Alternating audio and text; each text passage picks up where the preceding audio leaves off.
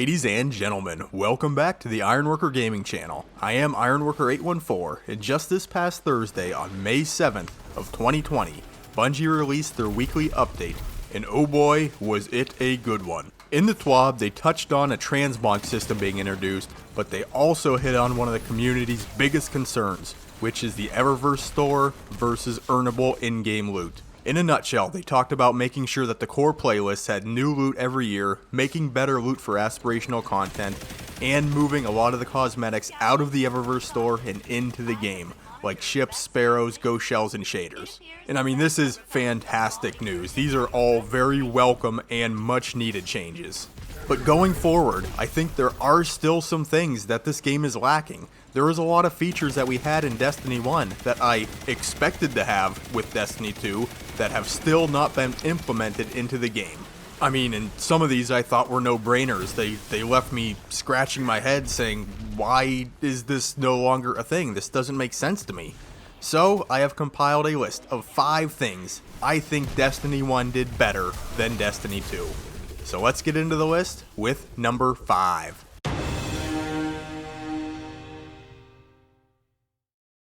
Well, I'm sure you noticed that our faction NPCs for New Monarchy, Future War Cult, and Dead Orbit have just been kind of hanging out in the tower doing nothing for, over a year and a half now. Now let me put this bluntly. I do not want faction rallies to return in the state they left in. The whole premise of the event was pretty pointless. I mean, it was bad. It was bad in that state, and I see why they got rid of it.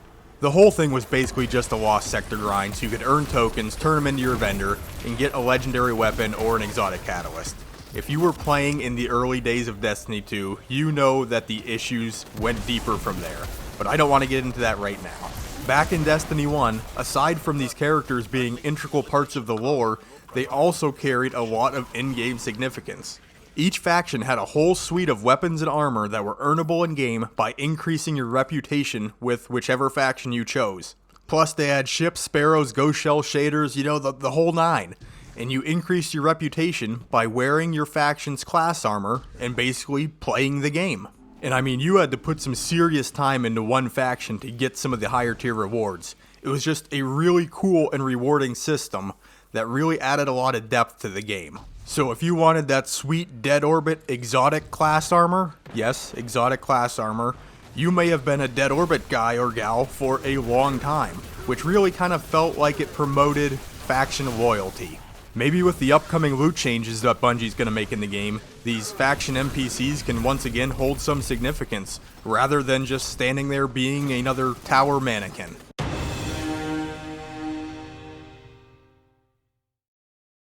Now, for any of you who played Destiny 1, do you remember how nice and clean and put together the tower looked? This could just be a personal preference of mine, but I would definitely take the tower from Destiny 1 over the tower in Destiny 2. Now this is kind of funny, because I remember when loading into Destiny 2's tower for the first time after the Red War campaign was over, I thought, oh, this is going to be awesome. This tower kind of looks all cluttered and half finished, and we're probably going to fix this place up as the game progresses. Wrong. Nope. This is a tower we got. This is its final form. It doesn't look like there's going to be any changes being made to it. I mean, it does get prettied up for the seasonal events, but it's still just, ugh. In Destiny 1, I used to enjoy just kind of hanging out at the tower with my buddies. It felt warm, it felt inviting to me.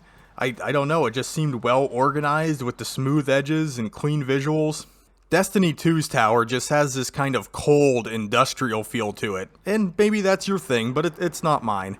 Plus, it's a little too large for what we really need to be doing there. Even with the fast travel point added down in the annex, it feels like the vendors are a little too spread out. Now, I suppose the initial explorability of Destiny 2's tower was pretty neat. I mean, there was lots of catwalks and nooks and crannies you could go explore and look around. But right now, when I load into Destiny 2's tower, my goal is to get out of there as quickly as possible. Now you might be thinking that, Ironworker, you're just being a little nitpicky with this whole tower aesthetics thing. And you might be right, but I don't know. Destiny 1's tower just kind of felt like a cool place to hang out to me, and I do miss that.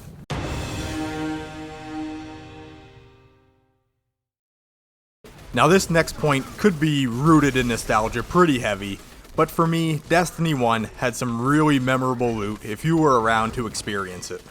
I touched on the Age of Triumph raid armor in a previous video, but I think it's worth being mentioned again, because when people got that stuff, they wore that around like a badge of honor. I think Destiny 2's raid armor just kind of felt a little flat, and the coolest looking armor set you could get, in my opinion, in Destiny 2 was the Solstice of Heroes armor. I thought that stuff looked great. Problem is, you can't get it anymore, and it's really not viable in game. And then the Trials of Osiris activity. Aside from having some great looking armor, you could also get adept weapons. Does anybody remember the Doctrine of Passing? Does that ring a bell? Whether that weapon conjures memories of pure joy or endless frustration, I bet you still remember it. And then we had that one rocket launcher. It starts with a G. I can't quite remember the name of it. It kind of escapes me at this point in time. But that was a cool rocket launcher too, right? And then we had a class-specific exotic weapon for each of the three classes. Ace of Spades for the Hunters, the Tlaylock for the Warlocks, and Fabian's Strategy for the Titans. Now, the viability of these weapons is debatable, but it was a cool concept giving each class their very own specific weapon that only they could use. And then even the mention of some legendary weapons like Hawksaw or Ias Luna or Hopscotch Pilgrim or Hung Jury. I mean, these weapons still make D1 veterans' ears perk up just a little bit.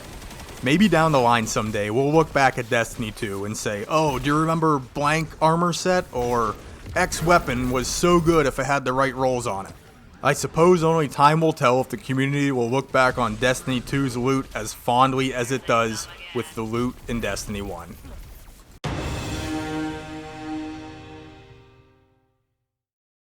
The weekly resets in Destiny 1 seem to garner a lot more excitement than they do in Destiny 2. Sure, the weekly activities got refreshed as well as the modifiers and burns, just like in Destiny 2, but with the resets in Destiny 1 came the Tower Loot Vendors refresh. You see, back in Destiny 1, every vendor in the tower had their full yearly weapon and armor sets available for purchase at all times, and every week the perk rolls on these would refresh. So every Tuesday, Guardians would flock to the tower and visit every single tower vendor to see if they could find that weapon with the exact perk roll that they were looking for. I mean, those couple of weeks where that God roll palindrome came up, you know, the one with rangefinder and Icarus and rifled barrel, it was being sold at the Crucible Quartermaster, and there would be a mob of Guardians standing around that table. A lot of people were also watching the armor sets to see if a high stat rolled piece of armor would come up that week, so they could round out that tier 12 armor set they'd been chasing. And then you look at the Destiny 2 vendors. I mean, they really don't sell anything. Basically, they're just standing there serving as bounty vending machines or activity token collectors. Fingers crossed once again that the promised loot changes going forward in Destiny 2 will bring some loot back into the vendors and maybe even these weekly vendor refreshes. If nothing else, it would give players a reason to visit the tower and check out what these NPCs are offering, and maybe garner a little more excitement for these Tuesday resets.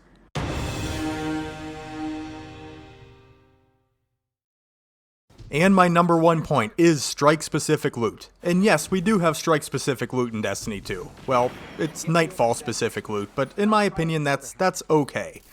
Problem is, the Year 1 Destiny 2 guns have not been brought forward with random rolls.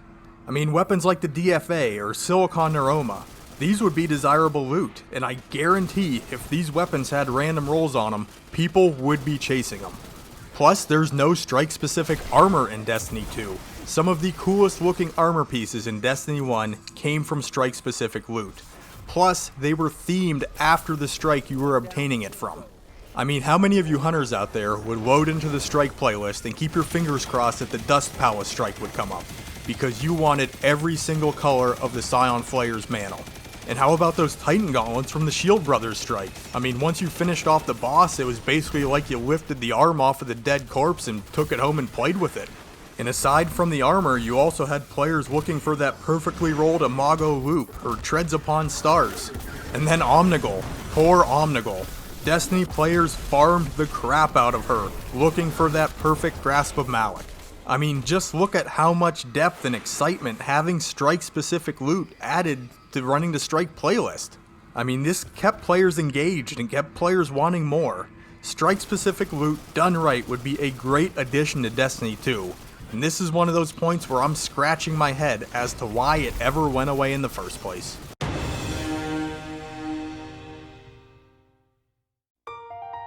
In summary, let me be clear. I am not a Destiny 2 hater. I am not someone who wants Destiny 2 completely thrown out and D1 brought back in its place. I love Destiny 2, but I do take issues with some of the decisions that were made when transitioning from the first game to the second game. And like I said, I don't know why these 5 things were left behind when D2 was made in the first place, but they would be welcome re-additions to the game. So if you enjoyed this video and found the information useful in any way, shape, or form, the like and subscribe button are there if you'd like to show your support. This does not cost you a dime and it goes a long way in helping this channel grow. If you'd like to catch me live, you can look for Ironworker814 on Twitch, drop me a follow, and you will get notified whenever I am live. You could also get a hold of me on Twitter, but the best way to contact me is simply by leaving a comment down below. I read and respond to all of my comments because I respect your time and value your input. With all that being said, I would like to thank you for spending a piece of your day checking out my content.